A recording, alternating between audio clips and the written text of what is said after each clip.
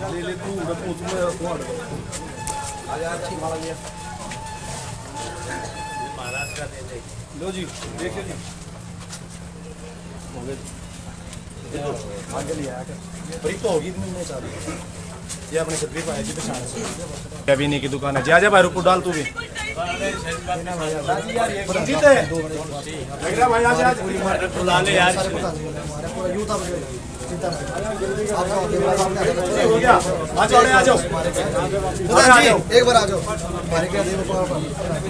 अरे कोई नहीं भाई भाई ना बस आप हमारा पूरा यूथ आपके गल है जी स्टूडेंट है जी पूरा यूथ हमारे गल खड़ा आप चिंता ना करो जी आप ठीक है यार बात होगी बिल्कुल डॉक्टर साहब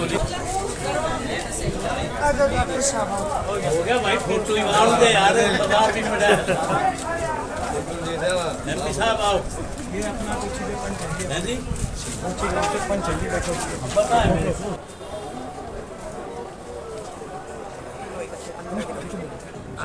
हमारे लायक कुछ भी हो कभी भी हो आप बताना बेटे के लिए हो कुछ हो बहुत अच्छा लगा आप आए अकेला ही हाँ एक ही बेटा है माँ बेटा ही रहेगा हाँ जी MBBS कर ली MD की तैयारी कर रहे हैं वहाँ से कोचिंग ले रहे हैं मेरे लायक कुछ भी हो बताना भाई चाहे अपनी गवर्नमेंट आएगी उसको हरियाणा में लगना हो हरियाणा में लगवा देंगे आपके परिवार में इतना दुख का पार्ट होता है रोहतक में लगवा देंगे पीछे राम राम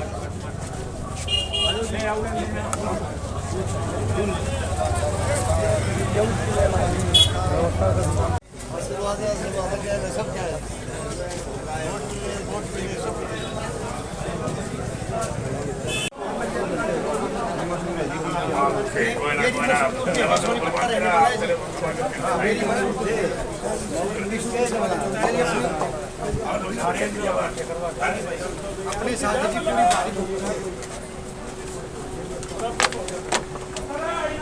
ले लो पूरा फोटो ले लो रेडी हो जी कैसे टेल भाई ठीक है मास्टर जी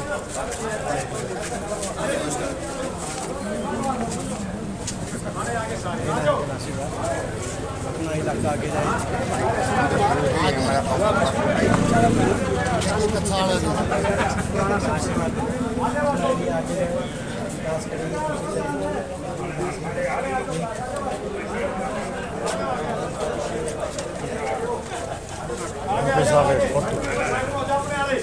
बस ये एक ही जगह कर दिए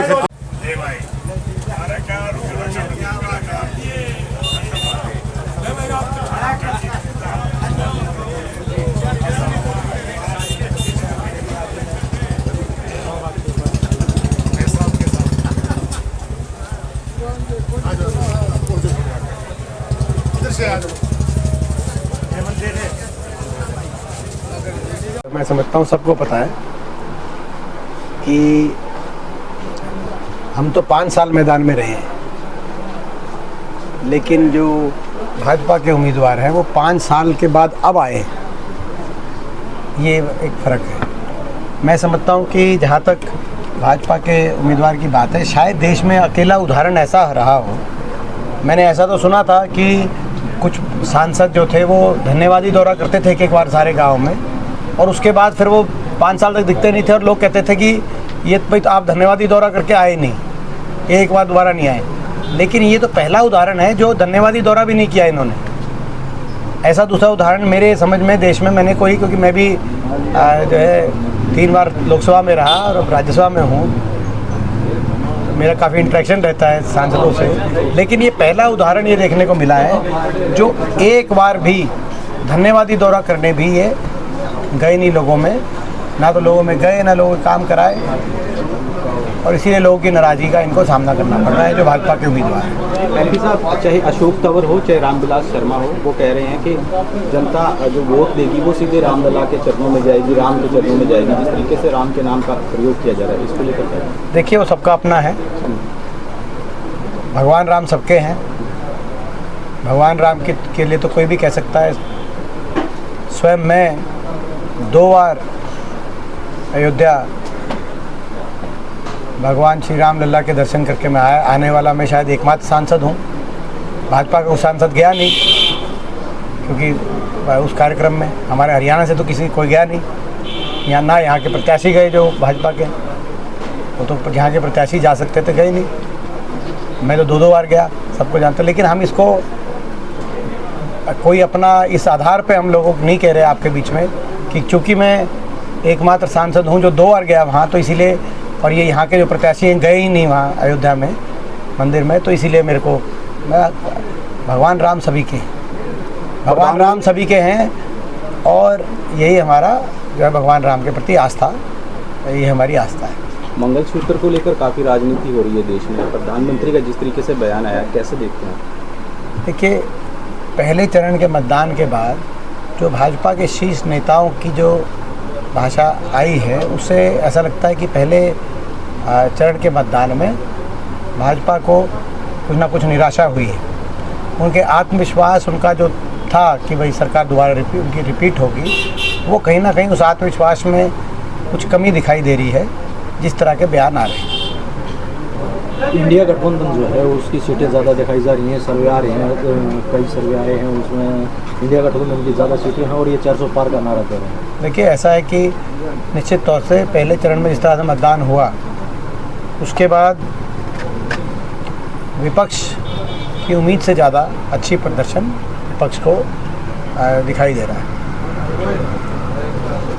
इसमें कोई दो राय नहीं है। मंडियाँ अनाज की भरी पड़ी हैं और खरीद का जो है वो मामला, ये सरकार किसान विरोधी रही है। इस बात की 10 साल किसान विरोधी भी है, आढ़ती विरोधी भी है। 10 वर्ष सरकार की कार्यशैली जो है ये मंडियों के विरोध में रही है। बड़ी मुश्किल से इन मंडियों को बचाने का काम किसानों ने, मजदूरों ने, आढ़तियों ने मिलकर एक आंदोलन करके किया, लेकिन हर सीज़न में यही समस्या, उठान में देरी, उसके बाद भुगतान में देरी, उसके बाद जब ये अनाज लिया जाता है तो तरह तरह की ऐसी कंडीशंस लगाई जाती हैं जिस कंडीशन से कहीं ना कहीं किसान को नुकसान, और सरकार किसान के प्रति उनके जख्मों में नमक छिड़कने का काम करती रही है। तो ये कोई नई बात नहीं है, इनकी कार्यशैली किसान के आढ़ती के विरोध में ही रही है। सर, कई जगह किसानों की फसल जल गई, उनके बारे में क्या कहोगे सरकार? तो ये तो सरकार तुरंत मुआवजा घोषित करे। एमपी साहब, अरविंद शर्मा इस चुनाव को मोदी वर्सेस दीपेंद्र हुड्डा लेके जाना चाहते हैं। आप विकास पर चुनाव लड़ रहे हैं, तो ध्रुवीकरण की तरफ भी अरविंद शर्मा इस चुनाव को लेकर के जाना चाहते हैं, आप क्या कहेंगे? वो आप उन्हीं से पूछो कि उनका क्या एजेंडा है। हमारा एजेंडा काम है कि हमारे समय क्या विकास कार्य हुए, ये आप तक भी पहुंचाएंगे हम, और इनके समय क्या काम हुए, क्योंकि काम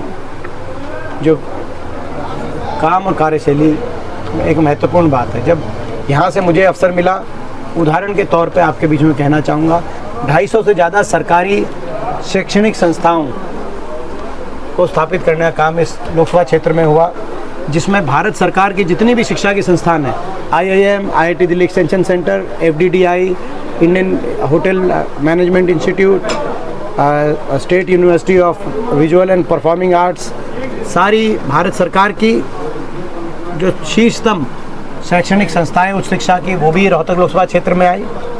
और इसके साथ साथ 18 नए सरकारी कॉलेज, 18 नई सरकारी ITI, 8 नए सरकारी पॉलिटेक्निक, 2 नए केंद्रीय विद्यालय, एक मातनहेल, एक भाकली, 2 नए इंजीनियरिंग कॉलेज, एक सिलानी, एक जैनाबाद। अपने क्षेत्र के अंदर 50 उच्च शिक्षा के संस्थान बने और 200 नए स्कूल। दुर्भाग्य से भाजपा सांसद के कार्यकाल में एक कोई नया स्कूल नहीं बना, एक कोई नया कॉलेज, एक कोई नई यूनिवर्सिटी क्षेत्र में नहीं बनी। इसी प्रकार से स्वास्थ्य के क्षेत्र में एम्स, कहते हैं बाड़सा में एम्स 2 परिसर, नेशनल कैंसर इंस्टीट्यूट, 4 नए सुपर स्पेशलिटी अस्पताल, एक हेल्थ यूनिवर्सिटी जो कि पंडित भगवत दयाल शर्मा हेल्थ यूनिवर्सिटी रोहतक के अंदर, और गांव और शहर में मिलाकर 68 अस्पताल, बेरी का अस्पताल भी शामिल है, बने अपने लोकसभा क्षेत्र के अंदर। दुर्भाग्य से मौजूदा सांसद के कार्यकाल में एक भी कोई नया अस्पताल नहीं बना के, ना गांव में ना शहर में। इसी प्रकार से हमारे समय 2 थर्मल के कारखाने, इनके समय 0। हमारे समय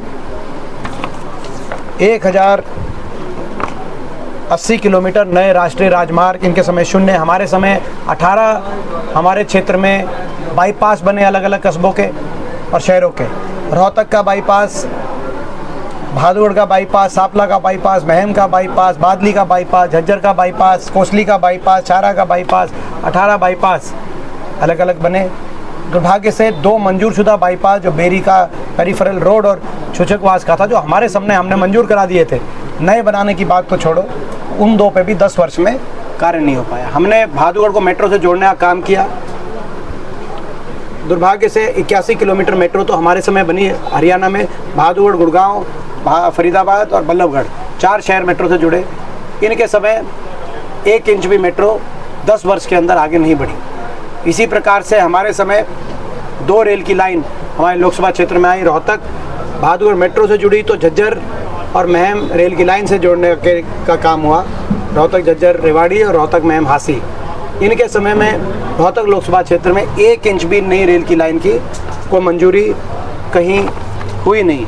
इसी प्रकार से हमारे समय 3 बड़े औद्योगिक क्षेत्र, IMT रोहतक, फुटवेयर पार्क भादुगढ़ और MET रिलायंस झज्जर, रिलायंस SEZ जिसको कहा, और 30 बड़े नेशनल इंटरनेशनल लेवल के उद्योग अपने रोहतक लोकसभा क्षेत्र में 30 बड़े उद्योग आए, जिसमें JK cement, NTPC, Yokohama, Panasonic, Rohtak में एशियन पेंट, मारुति, इस प्रकार के 30 जो बड़े उद्योग आए। दुर्भाग्य से इनके कार्यकाल में एक भी उद्योग नहीं आया। ये हमारा जो चुनाव है वो कामों पे आधारित है। ये हम अपने काम, हमारी जो कार्यशैली रही क्षेत्र को आगे लेके जाने की, क्षेत्र में हम हमेशा उपलब्ध रहे, 24 घंटे ही रहे, और इनके समय में ना तो काम हुए ना ही ये उपलब्ध रहे, लोगों के बीच में आए गए नहीं, इन्होंने धन्यवादी दौरा ही नहीं किया। 5 साल अपना समय पास कर दिया, टाइम पास। मुख्यमंत्री एक बार आए और मुख्यमंत्री जो बेरी थे, अब मैं बेरी में एक बार आए, कॉलेज वोट के गए, जो कहा वो भी नहीं किया। एक बार 10 वर्ष में बड़ा कार्यकाल लंबा समय होता है। खट्टर साहब एक ही बार आ पाए, टाइम नहीं मिल पाया उनको। और जब मैं समझता हूँ जो हमारी सरकार थी तो पूर्ववर्ती मुख्यमंत्री चौधरी उपेंद्र सिंह हुड्डा जी शायद हफ्ते 2 हफ्ते में एक बार बेरी में आते थे, और डॉक्टर साहब और हम तो हर दूसरे दिन बेरी में आते थे। तो ये एक मैं समझता हूँ कि 10 वर्ष में एक बार आना, क्षेत्र में एक भी विकास कार्य ना होना, क्षेत्रीय जनता समझती है कि दिल्ली के एक तरफ दक्षिण में गुड़गांव है, पूरब में नोएडा है और पश्चिम में रोहतक झज्जर का एक क्षेत्र है। हमने अपने समय में भरसक प्रयास किया क्षेत्र को ऊपर उठाने की। आने वाले समय में हमारा ये संकल्प है कि रोहतक झज्जर के इस इलाके को हम गुड़गांव से कम ना रहे ये इलाका, ताकि अगली पीढ़ी को हम स्वर्णिम भविष्य अपने क्षेत्र में देके जा सकें। हम इस आधार पर चुनाव लड़ रहे हैं, हमने किया है और करेंगे। और जिन्होंने कुछ नहीं किया अब वो कुछ तो कहेंगे, जिन्होंने कुछ नहीं किया वो काम नहीं बताएंगे तो कुछ और बताएंगे। झज्जर भादुगढ़ 4 लेन और छुचकवास बहुजोदरी 4 लेन और दोहरीकरण के लिए 750 करोड़ रुपए मंजूर कर दिया, तो उसके बाद भी कुछ नहीं हुआ। देखो जो काम सबसे बड़ा, हमने 4 बाईपास मंजूर शुदा थे जो 2014 से पहले हमने मंजूर करा दिए 2013 में। NCR प्लानिंग बोर्ड की जो 2013 की मीटिंग थी दिसंबर में, उसमें छुचकवास का बाईपास मंजूर हो चुका था जो मैंने कराया था, बराही का बाईपास, मातन का बाईपास, सुबाना डाकला का बाईपास, ये चारों बाईपास मतलब मैंने कहा, और बेरी की पेरिफेरल रोड, ये वो प्रोजेक्ट थे जो हमने जो बनवाए वो अलग, और जो हमारे सब मंजूर शुदा प्रोजेक्ट थे जो 10 साल में उनकी फाइलें ही नहीं मिल रही, कहाँ गई, ना कोई संभालने वाला है, ना कोई दूरदृष्टा है, ना कोई दूरदृष्टा है कि भाई 18 हर कस्बे में बाईपास बन गया था, आगे उसको और बढ़ाएं।